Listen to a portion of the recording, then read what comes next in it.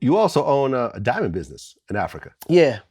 You said that the diamond business is worse than the drug business. Way worse.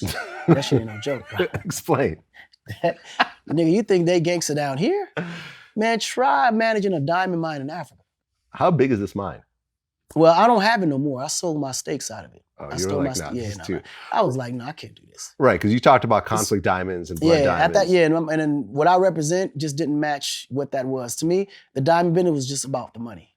Mm-hmm. And I realized that what I'm trying to accomplish can't be about money no more. And then when I start to realize how those kids and workers were being treated at the same mine that I own stake in, I just couldn't do it no more.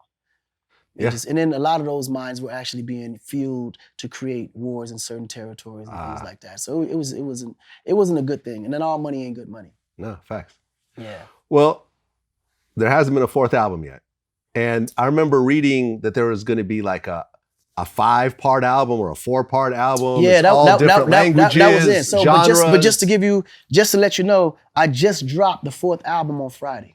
So the new album's out. It's called Ain't No Peace. And this one is actually more socially driven.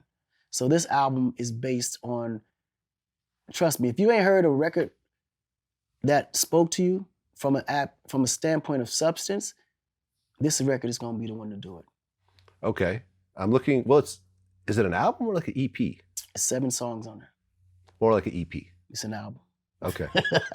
Today's day, see, back when I was coming up, you had to have at least 12 songs for it to be an album. Yep. Today, attention span is this small.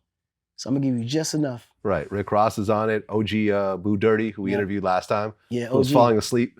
Right.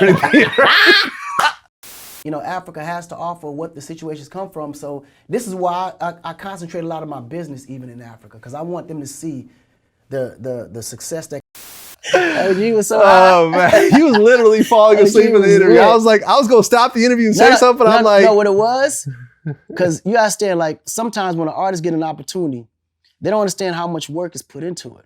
Yeah. And me and OG was going hard for 3 weeks before we saw you. Every day, nonstop, get on the plane, early morning. We had at least maybe 20 to 30 interviews a day. Literally every hour, we was popping up at somebody's spot. And he wouldn't go to sleep till like 12, 1 o'clock and had to get back up at 6 a.m. Mm-hmm. So I was like, nigga, this is what it's gonna take. Yep. This is what it is. You think this shit is easy? This ain't no joke. Yeah. You know? Mali Music. But he's stuck with me though. Yeah. He stuck with me. And he's on the album. Yeah. Mali Music is on it as well. Yeah, that's another one but of mine. I just kind of feel like there's so much else going on in your life because you also own a big label in Africa. Yeah.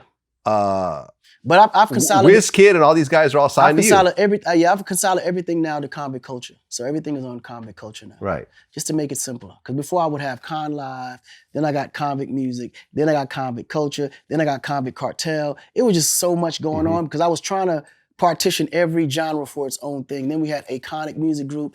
Then we have, it was just so much. Yeah. You know what I'm saying? So I said, you know what? Let me just consolidate everything to convict culture. That way everything can flow through it. It's a big culture. It's all coming from the grassroots of convict in the first place. And it just made a lot more sense. You know what I'm saying? So even the Latin label, Que Lo Que, everything, convict culture.